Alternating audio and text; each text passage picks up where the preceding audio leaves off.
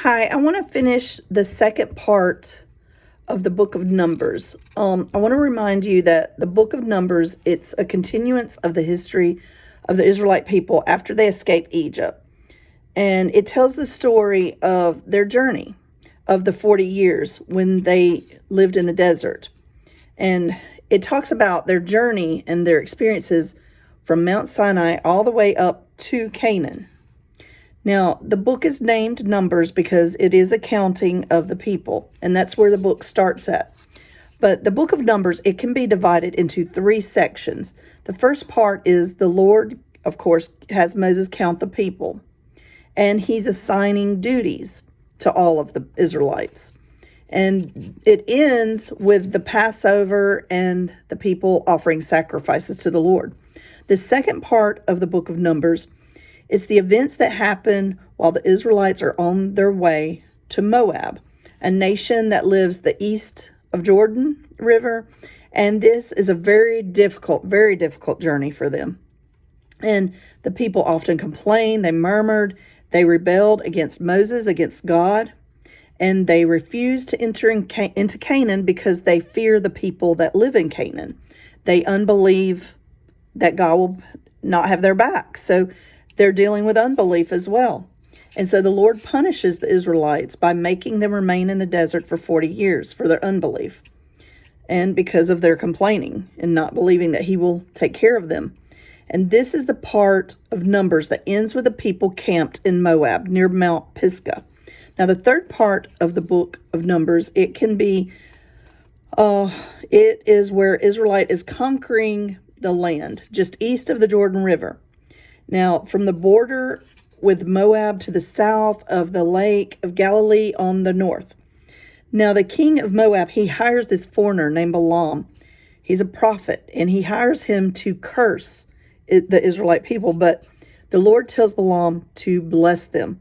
So every time the king wants Balaam to curse them, Balaam blesses them. Now, the Israelites are prepared to cross the Jordan River and conquer the land of Canaan. Although some of the Israelites, they're settled. They feel safe. They don't want to leave their comfort zone. They're like, no, we're safe on this side. We just want to stay here. So Joshua, he was named the successor after Moses. He says, okay, you can stay here. So he divides the land up between those that want to stay. But he also says, the warriors have to come help us get our land so that we can be safe on the other side. Everybody agrees. Now, Numbers is about a rebellious people, and they're discouraged, and they refuse to believe that the Lord would take care of them. But the book of Numbers shows us how the Lord protected them in wartime and how God provided for them by giving them food, water, shelter. And the Lord wants the Israelites to realize that he doesn't want to destroy them. He wants to bless them.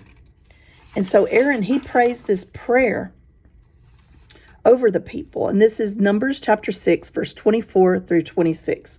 I pray that the Lord will bless and protect you, and that he will show you mercy and kindness. May the Lord be good to you and give you peace.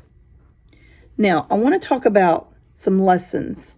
I want to use 10 lessons that I've learned from the book of Numbers, and I hope that this will help you.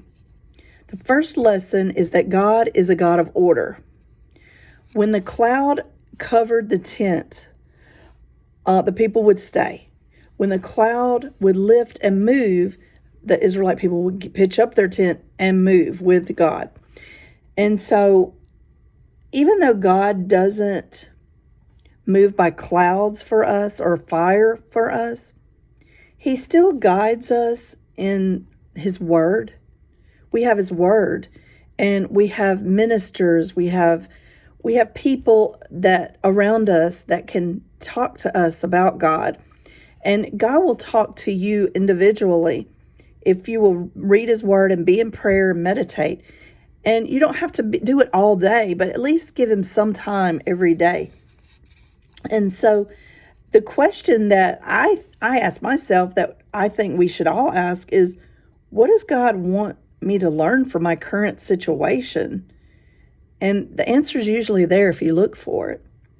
The second lesson that I get from the book of Numbers is complaining.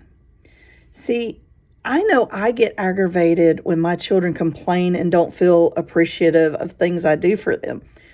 Just as God was aggravated and didn't appreciate, the people complaining to him about all the things he was providing for them. The Israelites kept complaining about how much better they had it in Egypt. And they forgot that they were slaves being abused and misused in Egypt. And they didn't even have the food that God was giving them in Egypt.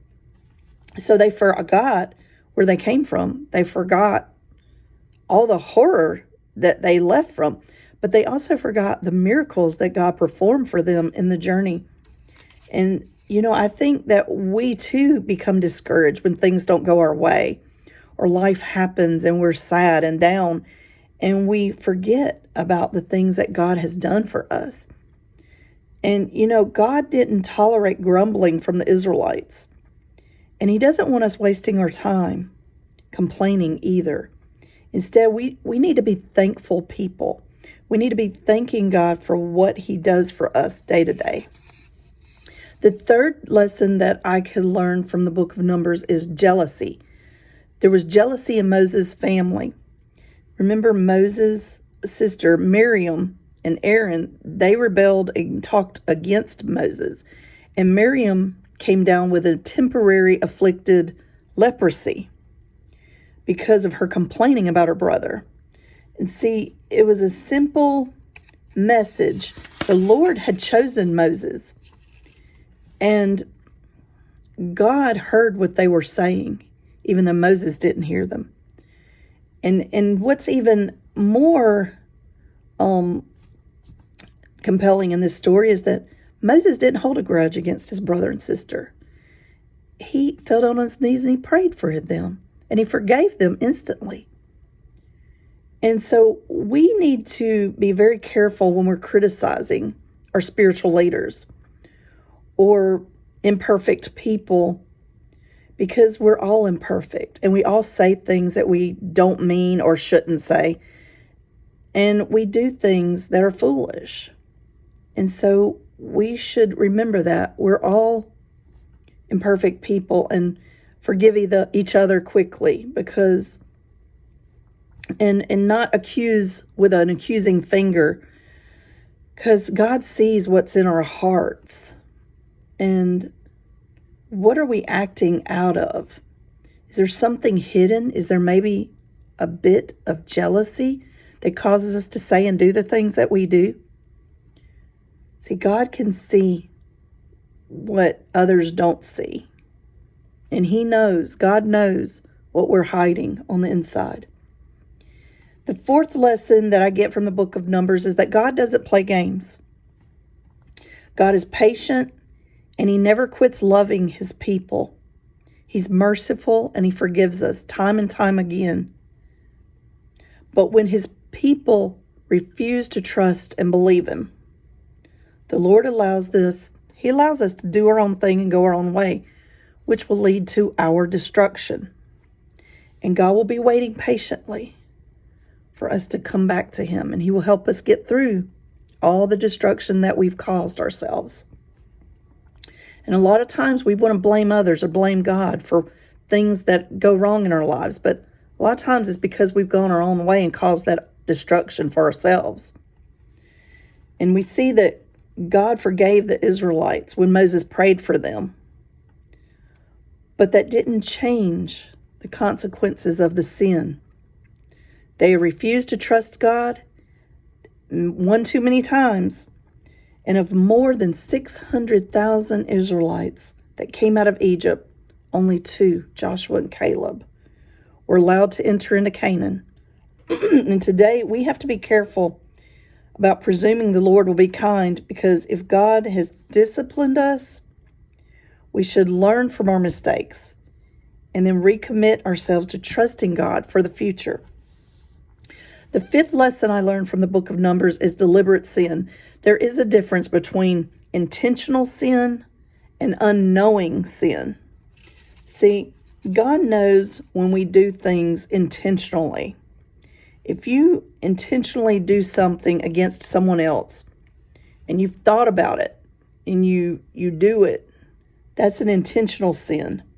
But if you do something and you didn't think about it and it just happened, well, that's unintentional sin. God knows the difference.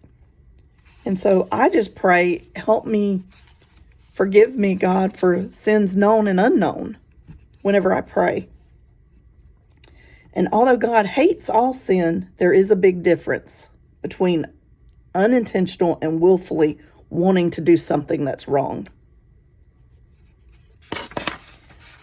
God knows that we're not perfect, and we all sin, but He expects us to try to carefully think about our actions and to make a habit of doing what is right and choosing what's right over wrong. Now, the sixth lesson I learned from the book of Numbers is with all your heart. How could the Israelites complain again after God had been so good to them? They were divided. They were divided between wanting to obey and worrying about their physical needs. Most of us have experienced this tug of war type that goes on inside of us. And I admit this too. We know we're supposed to do something, but we do something else. We know we shouldn't say something, but we say it. Paul talks about this. I want to do what's right, but I don't. I want to say this, but I don't say it. Or vice versa. That's a tug of war inside of us. See, complaining, it separates us from God because it shows that we're ungrateful. Complaining, and when we feel like complaining, let's just stop and look, what has God done for me?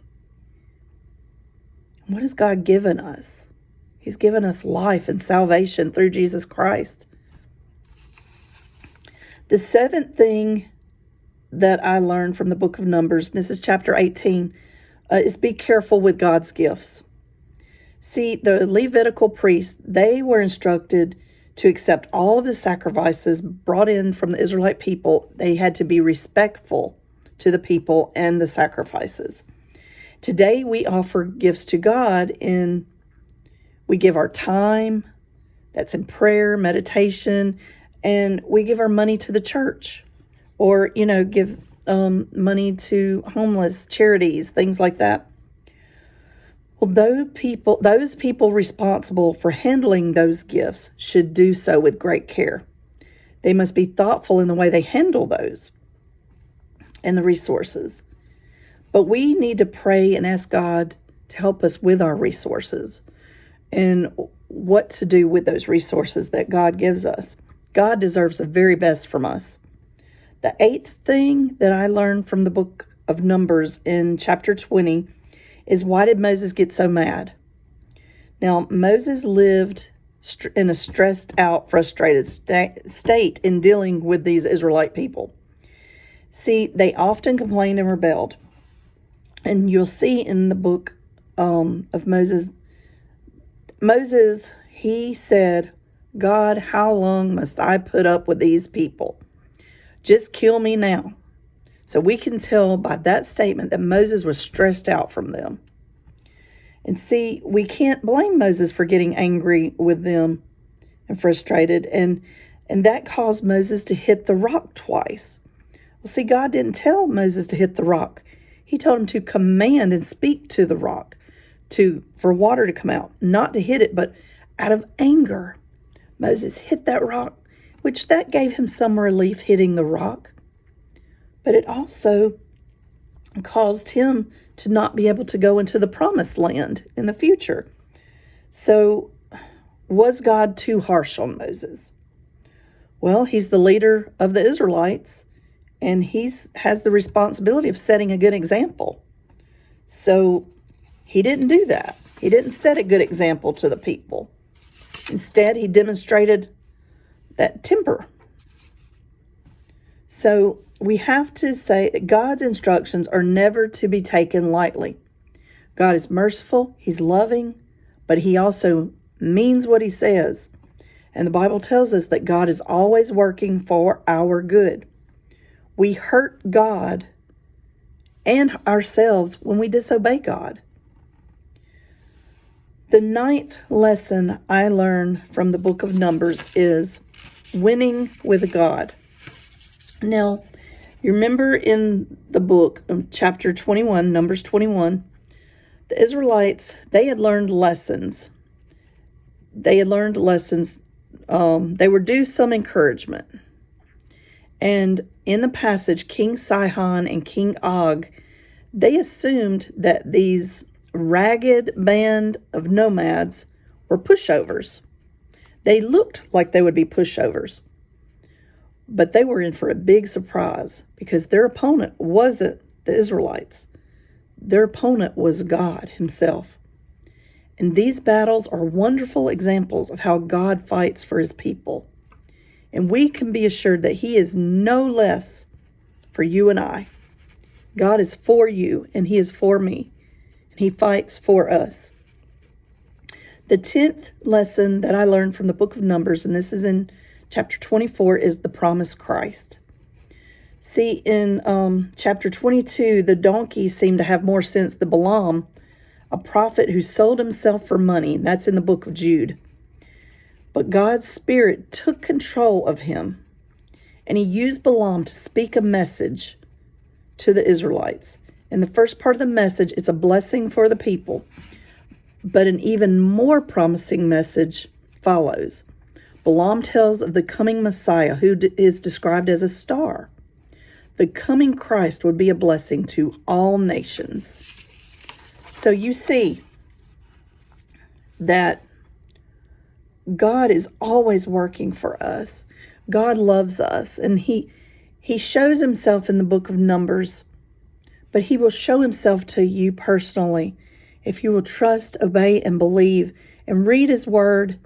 And I hope that the book of Numbers, that you will learn some lessons as you read it, and I hope that you are blessed by it. Have a good day. Bye.